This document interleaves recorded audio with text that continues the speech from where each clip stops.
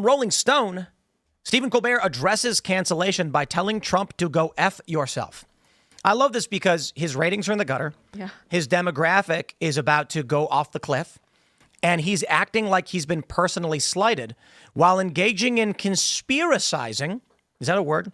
It is now. I like it. It is now. He basically says on the show, the reason why it's remarkable. He goes, according to a leaked report, the show was losing $40 to $50 million per year. 40, that's too much. I can imagine 24. Then where would the other 16 go? And it's like, wait, what? Is he implying that CBS is okay losing $24 million a year and he's getting canceled now because they got to give $16 million to Trump for the lawsuit? As if the lawsuit isn't annually, right? Like every year they're going to have to give him. That's stupid. And then also, like, if it's Donald Trump's fault, if he was really doing it to shut him up and stuff, it's not. Why would they allow him to, or why would he allow him to stay for another year while he can sit there and mauled every night? Well, the reality is, Colbert gets, he says we're number one in ratings. Yeah, among 70-year-olds, bro. Yeah. So when you actually look at Key Demo, he loses to Kimmel. When you look at his YouTube channel, he's the worst performing of all of the hosts. He's lying. And this is one of the most pathetic responses to your show being canceled I've ever seen. Bro, shows get canceled all the time.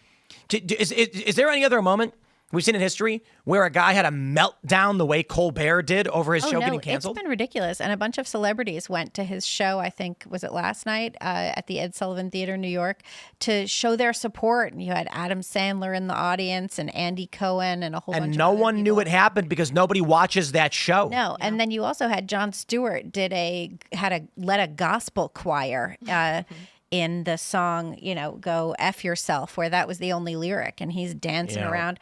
Meanwhile, did you see what Trump said? What did he say? It's really good to see them go, and I hope I played a major part in it.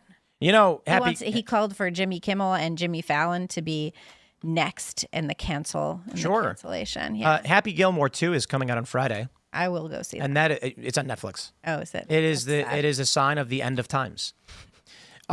Colbert's audience, they're aging. They're 70 years old. Mm-hmm. So realistically, we can't even argue they'll be around that much longer. I mean, maybe a lot of these really old folks are just sitting in the chair, sunken into the sofa. Just that's all they do all night. I'm not trying to be mean to old people, but they're just chilling. They're not doing much. Yeah. But how much are they participating in the market that advertisers want to be involved in that and that it's going to have an impact? What I will say is I think the reason this has persisted as long as it has is that there are no young people, which I often bring up, which gives disproportionate weight to older generations, of which, boomers are a very large generation. But you also have the boomers are refusing to give up anything. They're refusing to sell their homes. They're refusing to, give up their late night talk shows. They're refusing to give up their jobs. Who raised them? Who raised them? That was the silent generation. That was the people that fought in World War II. That's raised the greatest, these isn't it? people. Yeah. Silent would be silent was Biden. Yeah. And the next was my grandparents, greatest generation. Yeah. Greatest had the boomers. Now, what did the greatest generation do wrong that it led to? And I know I gotta always caveat this because everyone always assumes you're talking individually about them and take it personally. There is a reality. Gen Z and millennials are lazy. That does not mean that all of them are lazy. It means that many of them, that we are seeing trends among this generation. Boomers, there's a trend among their generation to hoard and not to disperse among their generations the way previous generations did. Now, it's not entirely their fault. They are living a lot longer. It used to be that in the past you would die, so your stuff would just move on. Mm-hmm. But boomers own a disproportionate amount of wealth relative to every other generation, and it is shockingly insane. That's definitely true that's happening. Yeah, they do have a lot more. They still have a couple of homes each, a lot of these people. But corporate equities, everything. They own 80% of the stock market. Yeah. I mean, what happens when they go? The stock market will just maybe tank. It is going to tank. So I have predicted this, and I could be wrong because who the F am I? But when these people, so equities maybe, but the housing market I think is going to be insane, and they're going to have to they're going to have to prop it up with communistic-like government controls. Because when a boomer dies... You mean like 2008, or different? That was propped up too. Different, but here's what I think may happen. Gen Z has no money. They're accumulating no wealth.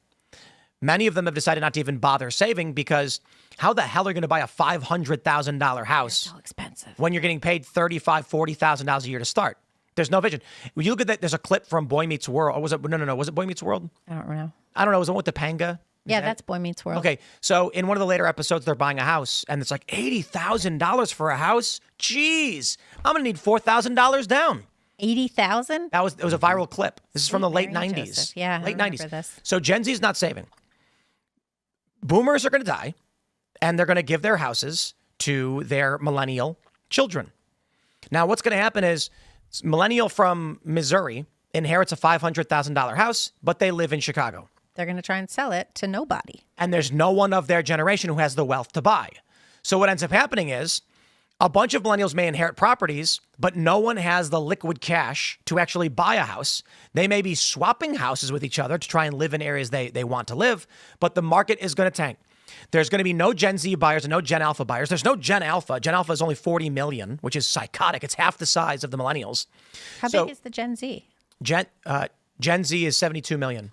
Millennial is 80 and Alpha is 42. That's crazy. Absolutely insane. But I mean, the Gen Z still has time to have some Gen Alpha. I think they capped Gen Alpha's closed now. Is it? Yeah, I think Gen Alpha ends officially this year. Oh. And so it's remarkably small. If you do take the interpretation to extend it by 2 years, they're looking at 50 million. Yeah. So, okay, still a little bit more than half. Not replacement. But if a millennial inherits a house, Gen Z can't buy it. And the value of the property is based upon the demand. So so here's what happens.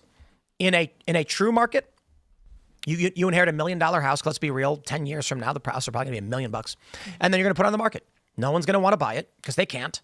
And so you're going to go to the agent and you're going to say, look, I don't want to move to Missouri. I don't want to hire a management company to maintain the property. Your agent's going to say, if you do not, squatters will take it over or it will fall apart. A pipe can burst and you will find out a week later the house is gone. You need to do something with it. And they're going to go, oh, sell it. We have no offers at $1 million. 800,000. A week later, we have 0 offers. 5, 0 offers. 4, okay, BlackRock has come in and said they'll buy it at 4. Yeah, that's a disaster too. And then you have the foreign buyers too. Foreign buyers, China, because of course Katie Hobbs can't be bothered to pass the law that bans Chinese buying land in Arizona. You know what's really crazy over by us? A lot of people like to say that Tim lives in the middle of nowhere. And they built a studio even further out in the middle of nowhere. Bannon was talking about driving up in the woods to our old studio where we had lived at the time. Now we have this big property, and they've started, developments have been popping up. Yeah. It's have you seen it? crazy around here. I think they've built like 50 to 100 houses. The townhouses I saw on the way over. And Who is going to move into these things? No, it's not just that. They're not increasing infrastructure. So if you try and drive down these roads now, there's traffic jams. On these we roads, had a traffic jam and there's today. like less people in this state than the entirety of Brooklyn.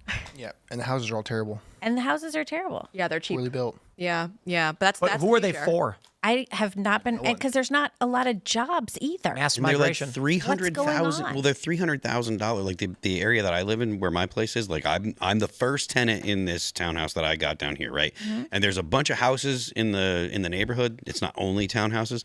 And the houses start at like $350,000, I think. They say they start in the threes. I'm not exactly sure, but like $350,000 for maybe a quarter, an eighth of an acre. There's like no property. It's just the house. The house is probably two bedrooms. I'm not sure.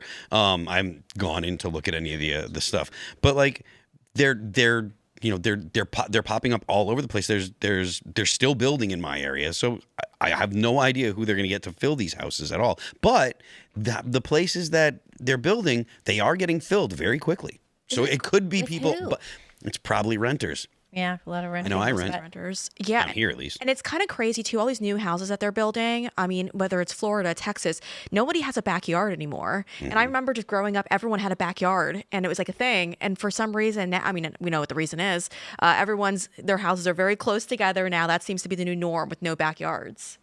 I have a backyard. Yeah. And I have an acre. I have a little bit of You're a living the good life. And I have a little bit of a backyard down I love here, my little tiny house. but in New Hampshire, I've got a whole lot of property. So Well, in New Hampshire, you're a landed estate owner. I am. You know, a you're a estate duke. owner. 50 acres. It's Maybe even an earl. That's I don't beautiful. know which one is Great. higher up. You could build townhouses on that land. No, I'm not building anything. I'm keeping my privacy is what I'm doing. So The interesting thing about all this generational stuff is that when the '08 crash happened, immediate predictions emerged that 18 years from now, we will be economically devastated because people stopped having babies. And what we're seeing right now is universities are collapsing because there's no enrollment. yeah. So there was one university, it was like in Utah, it was like 200 years old, and it just shut down and went out of business. Really? Yep. No young people means no colleges. Yeah, that's a good thing, I guess. I remember when I was trying to get into college, and at the time, Gen X was like the lowest birth rate generation because of like Vietnam, abortion, and contraception, right? So we all, like all of us I even got into college. I had no business getting into college, and I got in and I went to college. And there was no reason I should get into college. There just weren't enough people to fill the colleges. So I got a spot. Wow. Yeah, it wouldn't be too bad if they shut down. They're going to turn the old college buildings into migrant housing. That's not a joke. That's not a joke. I wouldn't be surprised. Several like liberal arts colleges in Westchester just full of Guatemalan immigrants. Yes.